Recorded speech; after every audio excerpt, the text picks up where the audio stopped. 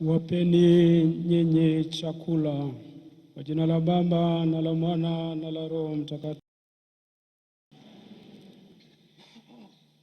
Wapendwa, haya ni maneno ambayo tumeyasikia katika Injili yetu tuliyosomewa jioni hii, Mathayo sura ya 14 mstari wa 15 mpaka wa 21.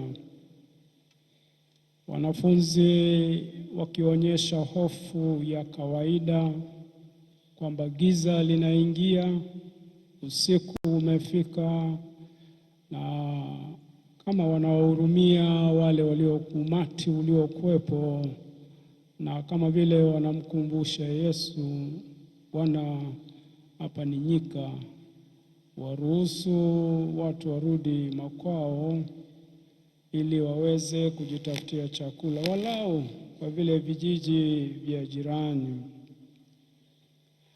Lakini Yesu anawajibu kwa jibu ambalo hawakulitegemea, kwamba ninyi wenyewe muwape hao chakula. Washamu, askofu wakuu, maaskofu, nichukue kwanza nafasi hii kumpa pole Mwashamu Askofu Mkuu Beatus Kinyaia, askofu mkuu wa Dodoma, Baba Kibozi, askofu msaidizi wa jimbo kuu la Dodoma, kujipa sisi pole wenyewe maaskofu, lakini kwa namna ya pekee familia ya Mungu hapa Kondoa, mapadri, watawa, waumini, marafiki zake Baba Mfumbusa, wengine ambao wako hapa na wengine ambao hawapo, waliosafiri kutoka ndani ya nchi, lakini hata wengine waliotoka nje.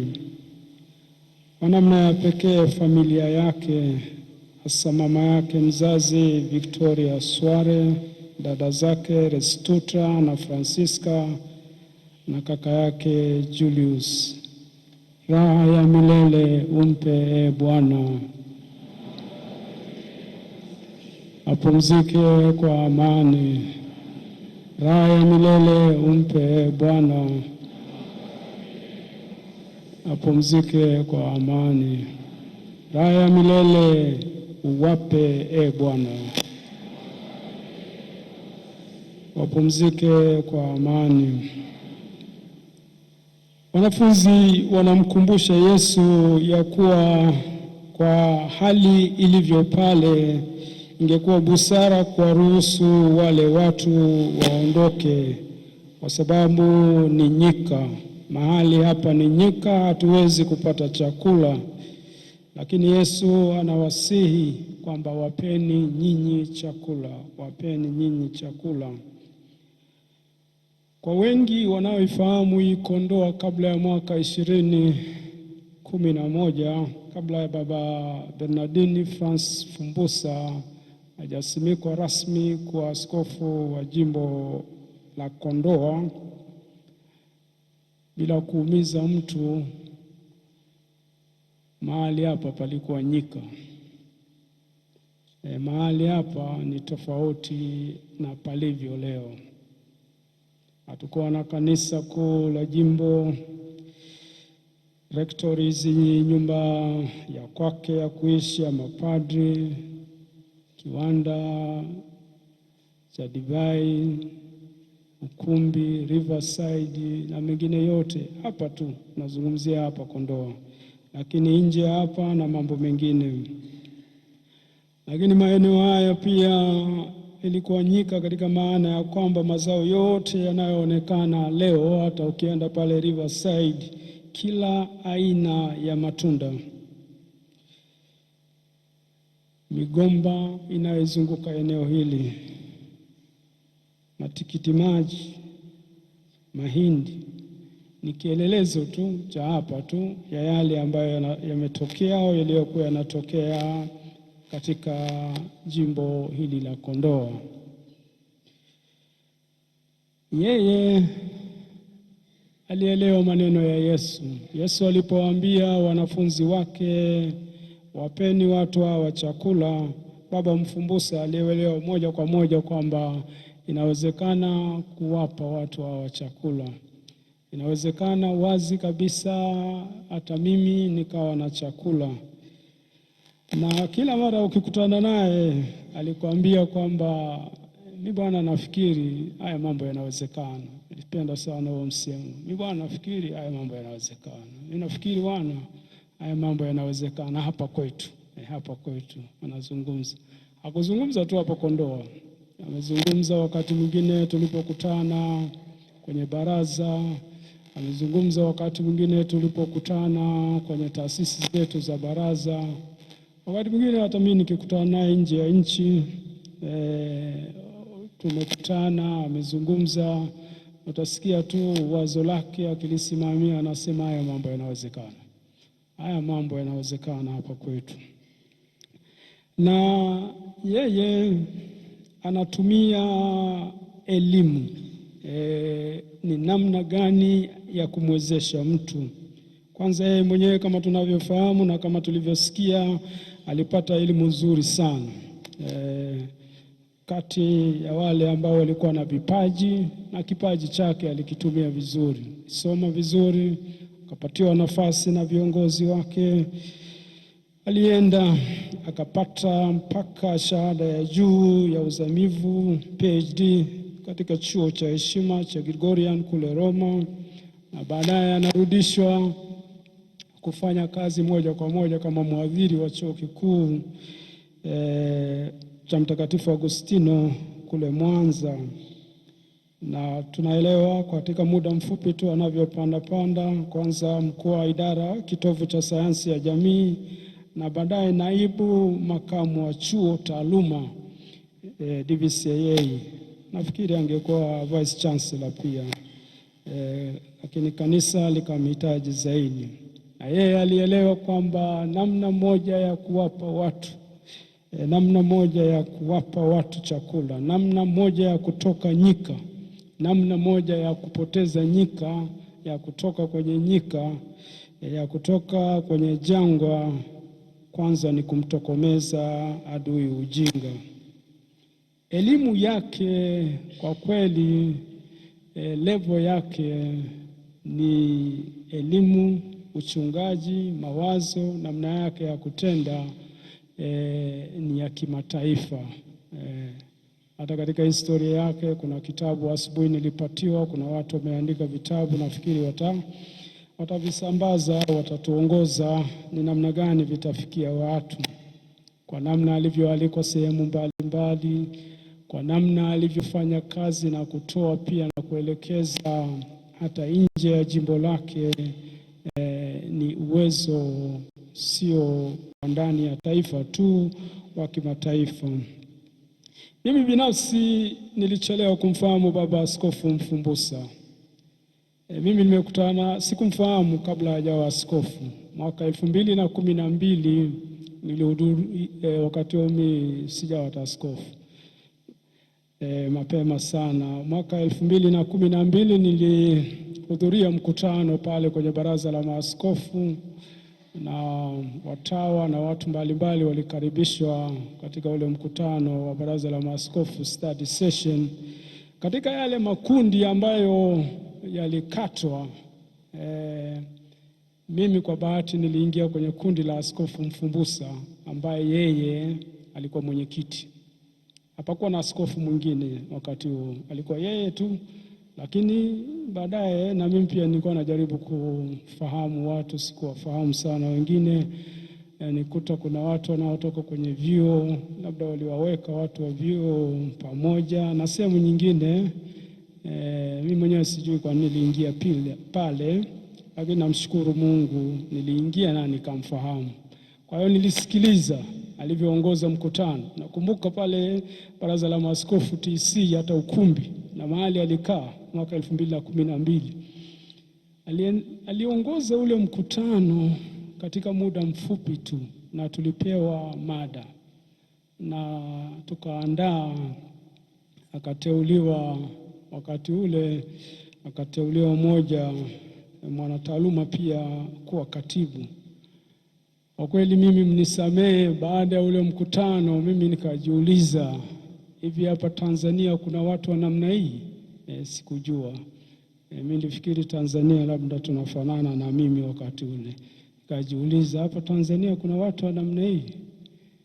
Kwa kweli mimi alinigusa uwezo wa juu, alivyounganisha mambo katika muda mfupi. Na mwaka uliofuata, mwaka 2013, katika shirika letu la Kapuchini, wakati ule tulikuwa tunamtafuta mhamasishaji. Mimi nilikuwa katika kundi la wale wanaomtafuta mhamasishaji atakaye kuja kutuhamasisha wakati wa mkutano mkuu. Na ile kamati hata mimi sikuwauliza. Mimi nilimpigia simu moja kwa moja kama anaweza kutusaidia. Nakumbuka alikuwa Ujerumani, mara moja amepokea simu akasema nitakuja. Hata hangaiki kuuliza tarehe ipi, wakati gani, mada gani. Nilimwambia tu nitumie email na baadaye ilifuata. Na yeye mwenyewe ndio alikumbusha baadaye. Ile baada ya wiki moja nitakuja, naomba mniandalie projector. Kompyuta yake alikuja nayo.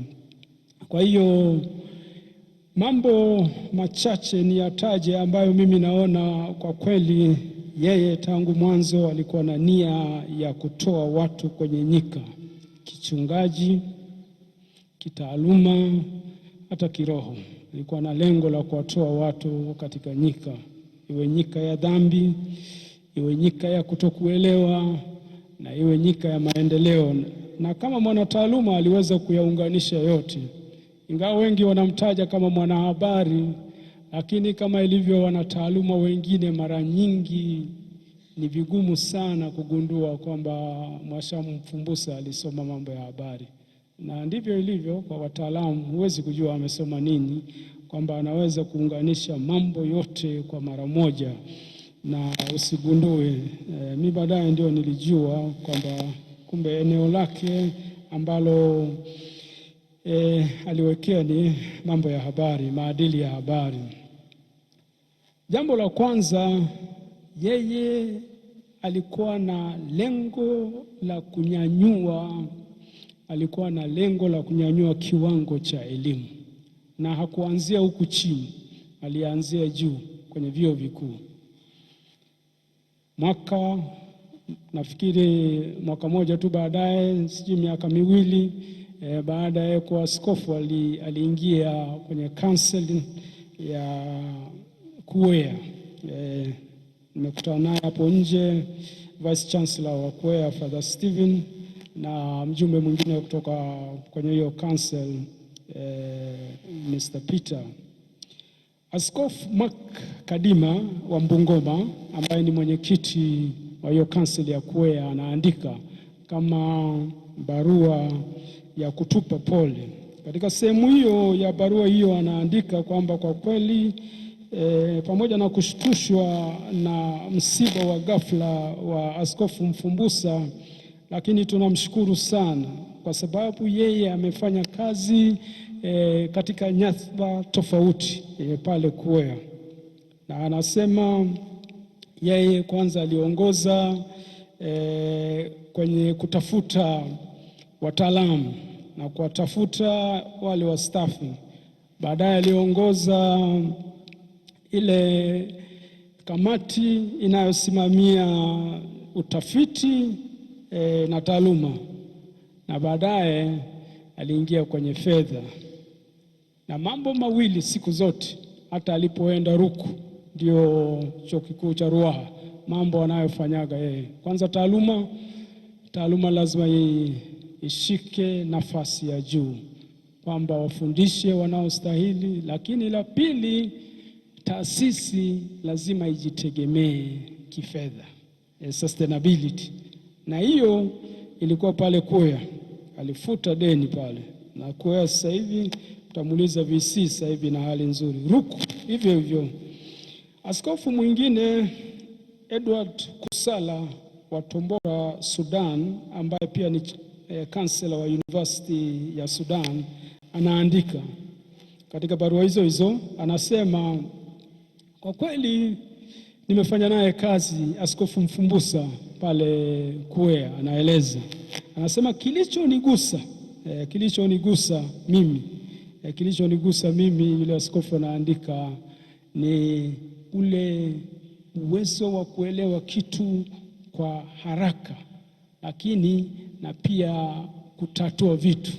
Baba Mfumbusa kwa kawaida habaki na matatizo, kwamba haya matatizo lazima tuyafanyie uvumbuzi. Kwa hiyo namna moja kujitegemea, na ile kujitegemea sio tu kwa taasisi ya vyuo vikuu, amefanya kwenye parokia zake huku, amefanya kwenye jimbo lake, jimbo ambalo alilikuta kwenye nyika, mnisamehe kwa maneno hayo mazito, lakini akaliweka mahali lilipo sasa hivi. Na hiyo pia aliendelea, pia alisaidia sana kwenye seminari zetu kuu. Yeye ndio alifanya utafiti akatupendekezea, ambaye tunafuata, kwamba hii mambo ya kutegemea hela za ada, haya mambo ya kutegemea sijui hela za wafadhili, hayatatufikisha mbali. Sisi wenyewe tunatakiwa tutegemeze seminari zetu kuu. Kwa hiyo akaanzisha ile Seminary Sustainability Fund, na nakumbuka wakati alipotoa ile utafiti wake pale Baraza la Maaskofu, kwamba baada ya muda fulani hela hizi tutazipata wapi, na baada ya muda tutakuwa na fedha kiasi gani, na baada ya muda hizo hela tutazifanyaje, na baada ya muda seminari hizi zinatakiwa ziwe zimesimama. Juu yetu kama tunalipa au hatulipi, walau yeye ametengeneza ile roadmap huyo.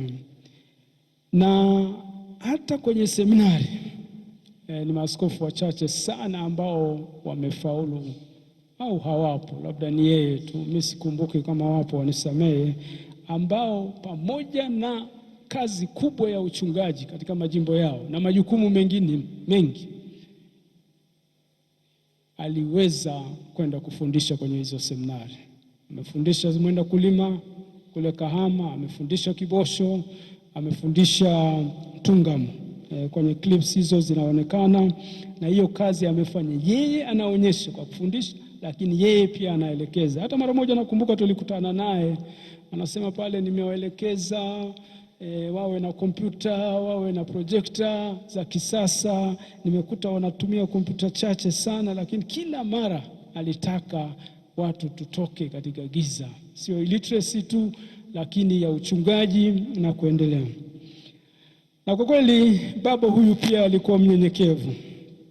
Katika hali ya kawaida ni ngumu sana hata kwenye vikao kugundua Baba Mfumbusa kama yupo. Vigumu sana kugundua. Na si wakati mwingine sitegemee kwamba anaweza kunyosha mkono. Labda mumchokoze, mkimchokoza.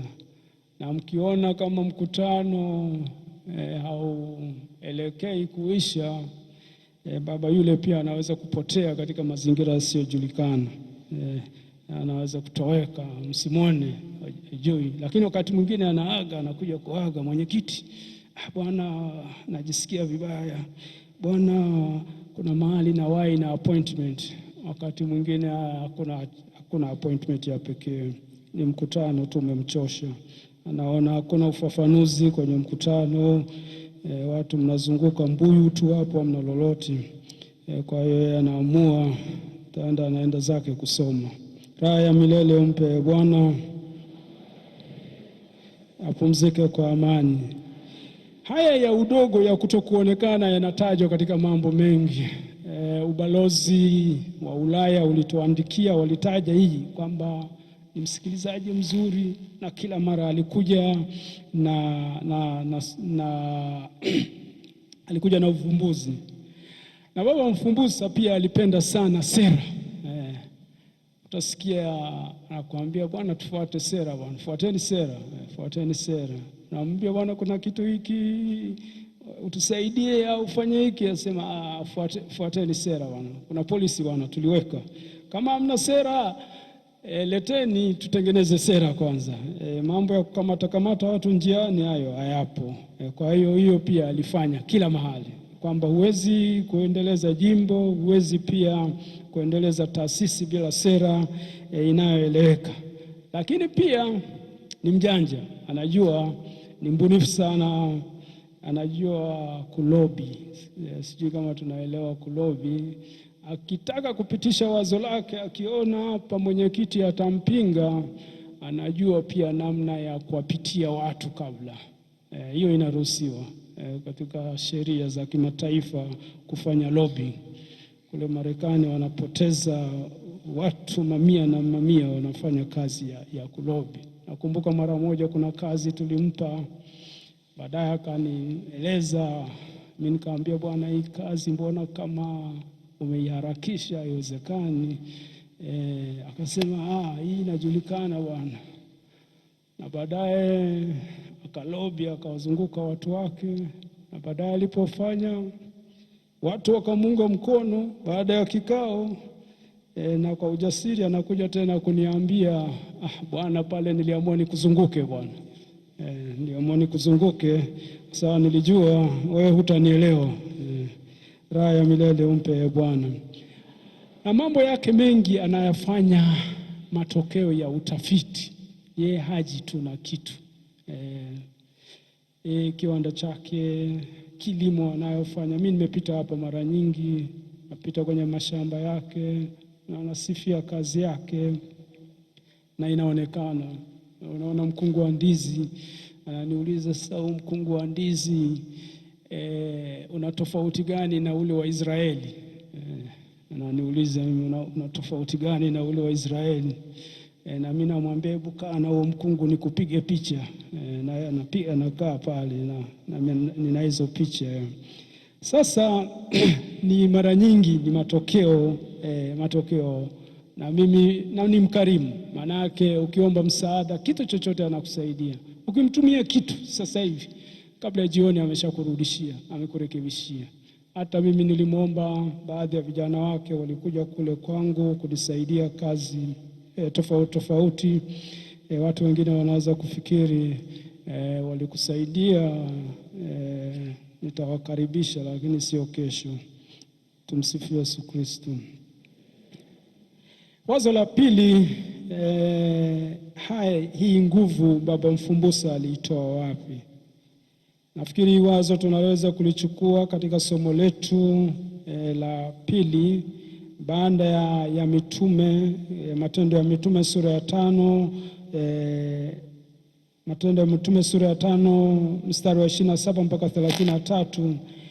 Wale Petro na wenzake, baada wale makuhani na watu wengine kuwazuia mara nyingi kwamba tumewaambia msihubiri habari za ufufuko wa Yesu, nyamazeni, vinginevyo tutawafunga, vinginevyo tutawaua. Mitume walikuwa wanaingia gerezani, wakiachiwa wanarudi, wanaenda kuhubiri. Baadaye Petro anajibu kama tulivyosikia, anasema, sisi inatupasa kumtii Mungu, sio nyinyi. Nafikiri katika yale yote ambayo aliyokuwa anafanya Baba Mfumbusa, ni ishara wazi alikuwa anasikiliza sauti ya Mungu. Ndio maana aliweza kututoa na kutuelekeza kila mara, mimi inanipasa kutii sauti ya Mungu, sio mwingine. Kwa hiyo ndugu zangu, ni mambo mengi ametuachia. Nafikiri hiyo pia ndio aliyofanya katika uchungaji wake, kutii sauti ya Mungu. Na kila mara yale aliyofanya, sio tu kwamba alitaka kufanya ili ampendeze binadamu, ili afaulu tu, lakini siku zote naye alifanya kwamba katika hili Mungu anataka nini. Kama tunavyosoma katika Mathayo sura ya 5 mstari wa 58, mwe wakamilifu kama Baba yenu wa mbinguni alivyo wakamilifu. Alifuata, sikiliza sauti ya Mungu, na alifuata sauti ya Mungu. Kwa hiyo ndiyo kipimo, mwe wakamilifu, tuwe wakamilifu kama Baba wa mbinguni alivyo mkamilifu. Katika somo la kwanza, Ayubu anaeleza kwamba, anasema, kwa sasa mimi ninajua mtetezi wangu anaishi. Kwa sasa mimi ninajua Mungu wangu yu hai. Kwa sasa mimi najua mkombozi wangu yu hai. Baada ya Ayubu kuzungushwa, watu wamemtenga, hata mke wake hataki kumsikiliza, watu wengine wanamfuata, wanaona aibu, wewe ndiye mwenye kosa. Amepoteza mpaka nyama ya mwili, acha mali zile za nje. Ayubu anasimama kwa ujasiri, anasema sasa mimi najua kwamba mtetezi wangu yu hai, kwamba sasa mimi najua Mungu wangu yu hai. Baba mfumbusa sio Ayubu. Kwa hiyo tumombe Mungu awe na huruma kwake, amwombee. Tumombe Mungu yale mema yote aliyofanya, Mungu ampokee kwenye uzima wa milele. Mungu huyu amjalie yale furaha ya milele, furaha ya milele, milele yote, furaha ya milele katika umri wake huo ambao tunamhitaji. Jimbo linamhitaji, baraza linamhitaji, taifa linamhitaji, jamii inamhitaji. Mungu mwenyewe ameamua kumchukua. Tunasema Mungu, wewe umpe tuzo, umhurumie kama bado kuna mambo ambayo anastahili kukamilisha. Tukisoma Luka sura ya 24 mstari wa 35 mpaka 48, tunakutana na wale wanafunzi wa Emmaus. Wale wanafunzi wa Emmaus baada ya Yesu kufa, kuzikwa, wakaachana na Yerusalemu. Wanaona kama kila kitu walichotegemea kimevunjika. Masia amekufa, haonekani. Hata kama amefufuka, hizi habari za kina mama, wanaondoka, wanatoka Yerusalemu, wanahama kwenda Emmaus, kwamba hakuna kitu huku nyuma ambacho tunategemea. Tunaomba nyinyi wana wa Kondoa, msikimbie hii Kondoa yenu, msikimbie Yerusalemu yenu kama wanafunzi wa Emmaus, kutokana na msiba uliotokea. Tunajua ni msiba mkubwa, tunajua hatukutegemea. Labda wengine wameshatoka hapa, wako njiani huko Nchemba, sijui wanaelekea wapi, au huko Dodoma. Tunaomba warudishwe kama wale wanafunzi wawili walivyorudishwa, warudishwe na Yesu mwenyewe katika Yerusalemu. Ingawa waliondoka na huzuni, warudishwe kwa matumaini, warudishwe kwa faraja. Katika msiba huu muone msalaba kama ilivyo msalaba siku zote. Msalaba sio kushindwa, msalaba ni njia. Imani yetu sio kukimbia yaliyotokea. Imani yetu ituruhusu kuona vitu tofauti. Isiwe muda wa kupigana vikumbo, na wala usio muda tena wa watu kunyanyapaana. Watu wengine wanaweza kusema, wewe ulikuwa karibu na mzee bwana, tuone sasa, sijui itakuwaje, tutakuona sasa. Hapana. Iwe muda wa kutiana moyo, uwe muda wa kubaki katika sala. Tuwe kama kanisa la mwanzo lenye nia moja, walibaki katika nia moja na moyo moja. Matendo ya Mitume sura ya 4:32, ili Mungu awaletee mchungaji mwingine ambaye atasafiri na nyinyi kuelekea Yerusalemu.